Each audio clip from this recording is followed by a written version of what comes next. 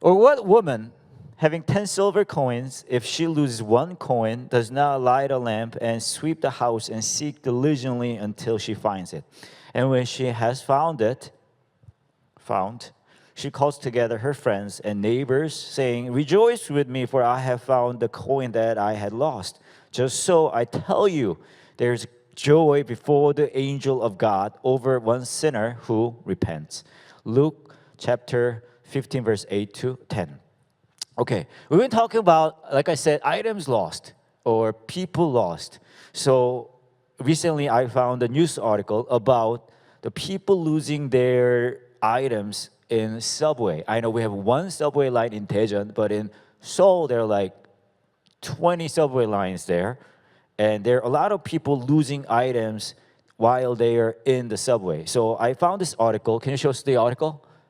Oh, a Korean version. Okay.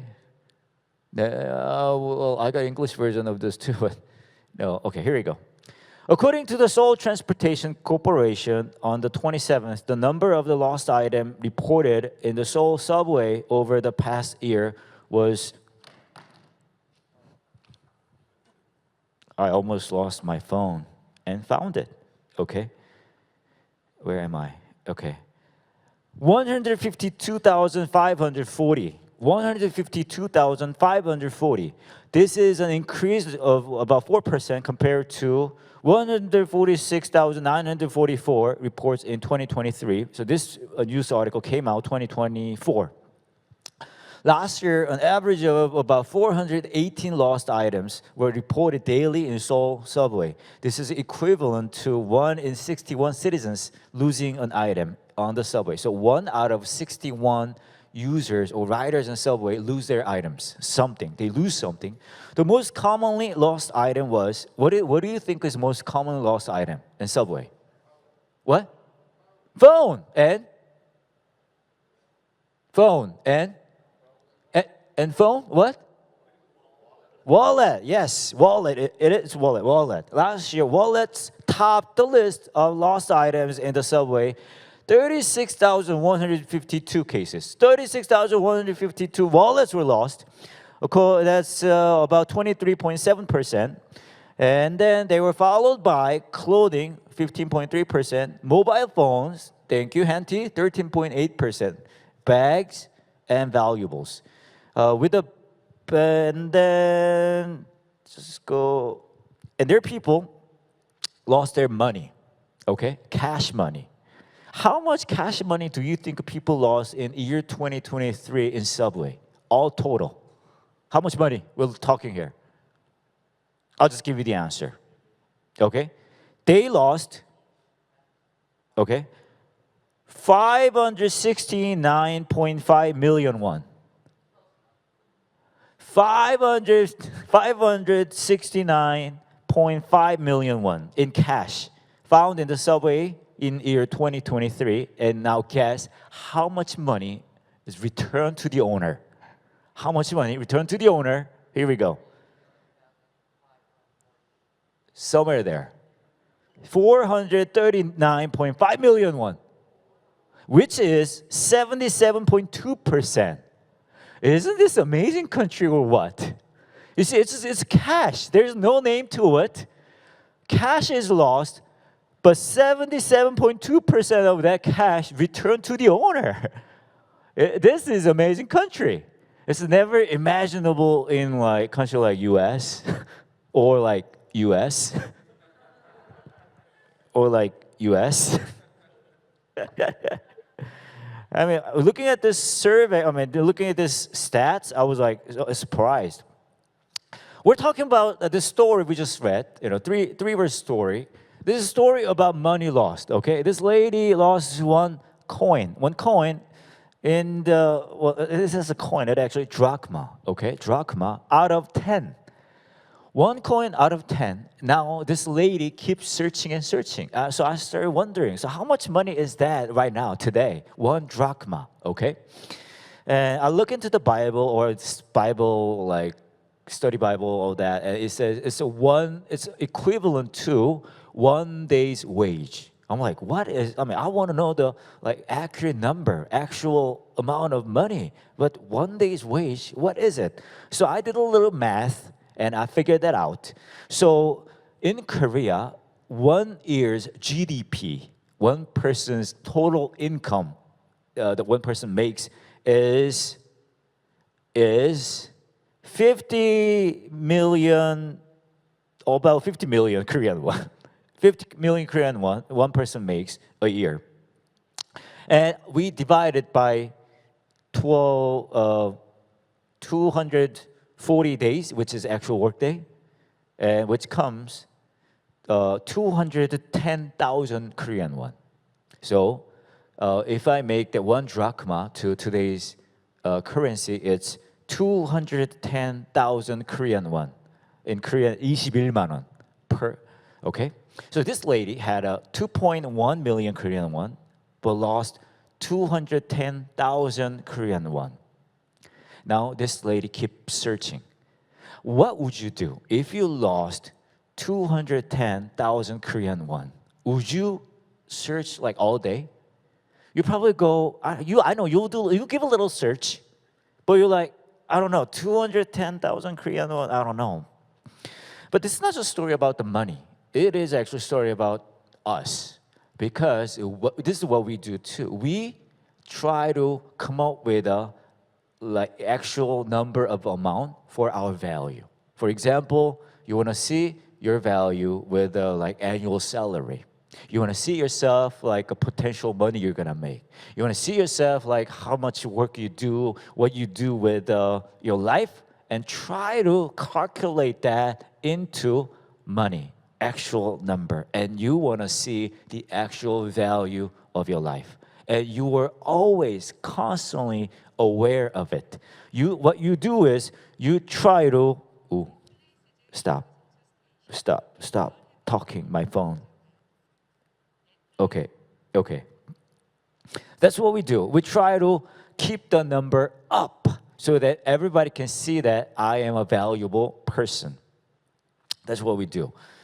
So sometimes when you feel like your value goes down, you feel like to other people your life is not that valuable to others, then you feel miserable.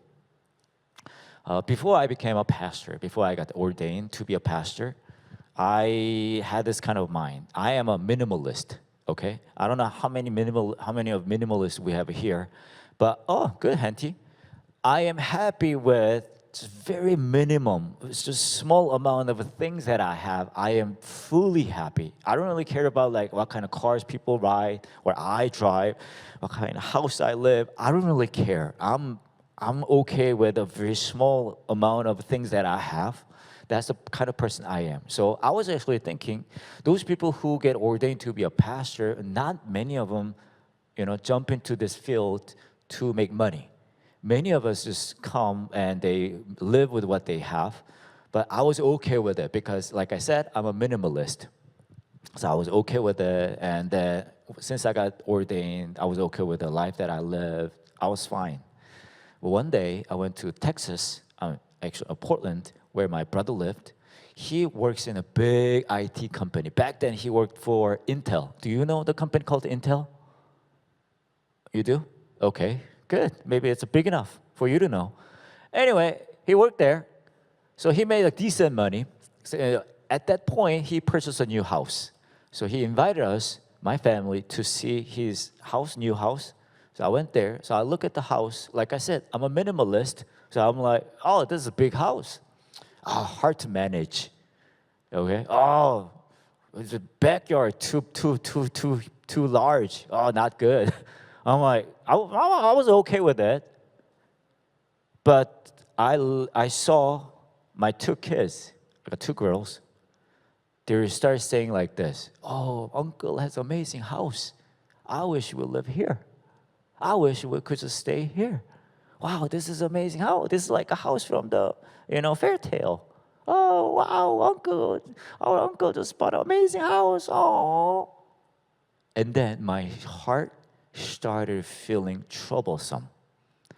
I was okay with having not much, but my girls not getting enough, that gave me really hard time. Similar things happen to you guys too. You know, you want to live your life, but constantly you want to be seen. You want to be seen as somebody who's valuable enough. At the moment when my girls go, "Oh, uncle purchased a nice place. Oh, we want to stay here. I wish we had a house like this." At that moment, I felt like I was a awful dad, terrible father, because I couldn't provide things my kids want to them. It feels the same way. We feel like, am I okay? We constantly check how valuable we are all the time. But let's say your value goes up, okay? People around just say, "Wow, you're awesome. You're just worthy of all, all the praise and all that." Do you think it will be okay with you guys? Years ago, when I was in college in the States, I was actually thinking, maybe I want to experience what's the Korean college life is like, you know? So there's an exchange student program to Yonsei University at my school. So I asked my mom, I'm like, I'm thinking about going to Korea to experience just one semester, experience, Korean campus life. Maybe I can find a girlfriend too, you know? I want to try all the amazing things happening in Korean university or camp or college. And my mom goes like, "Okay, you can give it a try, but I'm not gonna give you any money." I'm like, "Okay, that's fine." So I came to Korea to go to Yonsei University one semester, but I needed money, obviously. I could stay in my aunt's house, but I needed money to spend, right? So what should I do? What should I do? So I came up with the idea that maybe I can teach English to little kids. So there's a website that connects a person like me to the students. So I put my information there. And then nobody called. About 3 weeks, I was dying with hunger. I was like looking for food in the forest, trying to eat insects. And okay, I'll stop. And then there's one lady give me a call. Like, "Are you the Sonny that I saw on the ad at the website?" I'm like, "Yeah, that's me." And then she goes, "I want you to teach my kids English." Later, I found out that she lived in Portland long ago, and that she knew my school. I went University of Washington, and the best school in the world, world famous. Only you guys don't know. So she recognized my school. I'm like, well, maybe I can trust this guy. So she gave me a call, like, "Come to my house and teach my kids." I'm like, "Okay." And I went to her house, and her house was in Daejeon. You know where Daejeon is? It is like the highest, the studious area in Korea, in Seoul. Okay. Anyway, I went there, and then I started teaching the girls, and then she was really happy with me. The next week, I went again, and then I was surprised that there were two more mothers sitting next to her, and then she was like, "Okay, this is Sunny Sam, Mr. Sunny, the English teacher I taught you, I told you about." And, "Oh, really?" And then those two other ladies offered me a job too. "Come to our house and teach my kids." I'm like, "Okay." And then next week I went again, and then there are two more moms. And then next week, two more. And then within like 3 weeks, I took over the whole line of the apartment. The legend is still there. Daejeon Sunny Sam. 20 years ago. Legend still, the teacher who took over the apartment line and then disappeared within 6 months. Anyway, so I was really busy teaching those little kids. And then I got a phone call from the other person who saw the ad, and then she was like, "Hey, I want you to come and teach me English." She worked in this company that exported the socks, and then she wanted to learn English and communicate those buyers, whatever. And then I started doing that, and then next week I went there, and she brought her friend. "Hey, this is Sonny Sim I told you about." So anyway, I was like super busy making money. And then one day, I realized one thing. You know what I actually came here, Korea, for? In the beginning? I came to Korea to experience college life, make girlfriend. But none of those things happening. I worked and worked and worked. I even skipped school and worked. I'm like, what am I doing here? But one thing is, as I was getting there, I was happy. I was happy that people were like recognizing me. They were like, those mothers like, oh, Sunny-san, you're awesome. I'm like, oh, I'm happy. I'll work more. I'll teach more kids. But I was losing something. So at that moment that I realized, what am I doing? I felt the feeling of emptiness. What am I doing? My value was going up, but my life was getting empty. And it's got even emptier. When I get back home to States, my mom was obviously in my house. Again, my mom didn't invest any money in me when I went there. But somehow, since I got back, she started saying things like, hey, my sister, my aunt lived nearby, got a new kimchi 냉장고, kimchi cooler. And that cooler is awesome. When I went to my sister's place, she served me some kimchi dish. Wow, you know what? That kimchi started speaking to me. So fresh. Kimchi was like speaking to me. And that kimchi was breathing. Did you ever hear kimchi breathing? I did, because that kimchi was stored in the kimchi 냉장고, kimchi cooler. And I wish I could have one of those. I didn't understand why she kept giving me that information. And she kept doing that. I'm, oh, you know what? My sister, your cousin actually got my sister the kimchi cooler. I thought that's really cool. If you actually give me one, that would be really cooler. I'm like, okay. So I spent all that money that I made. You know, it was 30 years ago. Getting kimchi cooler from Korea to States, highly expensive. I spent all the money that I made in Korea to the kimchi cooler to my mom. And she lived happily ever after. That kimchi cooler is still in that house. So whenever I looked at the kimchi cooler, I'm like, that's my youth. And again, I feel that feeling of emptiness. You see, I felt a little happy even at that point. Well, you know what? My mom recognized me. I'm a good son. But again, being a good son will not give you the ultimate happiness. What I'm trying to say is, we keep trying to, keep our value up. That's why you work hard at your work. That's why you work hard in your family. That's why you try to be a good dad, good mom in your family. That's what you try to do. You want to make sure that you are valuable enough to other people, to yourself. But does it really work? Does it really work?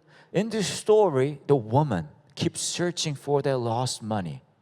I don't know, 210,000 Korean won. Maybe it is expensive enough, it is valuable enough for you to just keep searching. Maybe some of you are like 210,000 Korean won. I don't know, I still have 2.1 million Korean won. Maybe that's enough for me. Maybe you will just drop. But this lady keeps searching. You know why this lady keeps searching for their lost money? Not because the money is, large enough. No. She kept searching because, the very clear, simple reason, because the money was hers. The money is mine. That's why I kept searching. That's why it's valuable enough for me. Jesus is telling this story because we all look for a life that sounds valuable enough to ourselves and to others. But Jesus says, you know what? Your life is valuable enough for me because you're mine. You're mine. That's your value. You're mine. Years ago, my family had to move to somewhere else. When in Korea, when you move, you buy these movers, right? They come and help you to move. So we did that. We made the appointment, but the thing is, we didn't have money to hire them. Okay, we didn't have any money at all in our bank account, no cash. So we were like, my wife and I were like, we don't know what to do with it. We kept, searching for a way because we had to pay them. And that day, moving day was coming. We didn't have any money. We were like, my my wife was getting nervous. I was getting nervous. So I was like, what should I do? What should I do? As a head of family, I had to provide, right? So I didn't know what to do. And I came up with the idea, which is there's a radio show in Korea called the Call to Show. Have you ever heard the Call to Show? Okay. The show, what they do is they collect all the stories, funny stories from the listeners, and they air them. And what they do is they give a reward prize for those people who give the stories, okay? And those rewards are very valuable, like 300,000 Korean won value of department store gift certificate. So I came up with the idea that I'll send a story and they'll air it. I'll get the prize, I'll exchange to the cash, and we'll pay the movers with the cash. That was the plan, okay? So I sent my story. It's it feels really terrible. I sent one of my sermon stories to them. This is like literally this pastor sold sermon illustration for money. Awful. But I did that because I didn't have any money. So I sent a story. And I waited, like, okay, they're gonna air it, and I'm gonna get the money. Okay, now, do you think they aired my story? No, they didn't air my story. I'm like, panic. That was the only plan that I had. And my wife kept looking, searching at our bank account, the book. And then what happened is, 6 months before, I went to one of the schools. I'll give it the real name, Mogon University, to speak at the chapel. But they didn't pay me. But I forgot about it. Like I said, I'm a minimalist. I don't care. I forgot about it. What happened is 3 days before moving day, 3 days before, my wife was looking at the bank account. And then the school sent us exact amount of money that we needed for moving. You know, when you experience things like this as a Christian, what kind of things, you feel? I feel this. I said this to God. God, why do you work this way? Why didn't you provide earlier? And I'm like, why do you always give us the exact amount? You could have given us more. I don't like the way you work. And then we moved. And 2 weeks later, Call to Show aired my story. And I got the gift certificate. And then they sent us 200,000 Korean won worth of kimchi. 홍진경터 kimchi sent us as a gift. Looking back, I was like, what did I really gain? I didn't gain anything. Think about it. Even the money that I got from the school, I worked for it, right?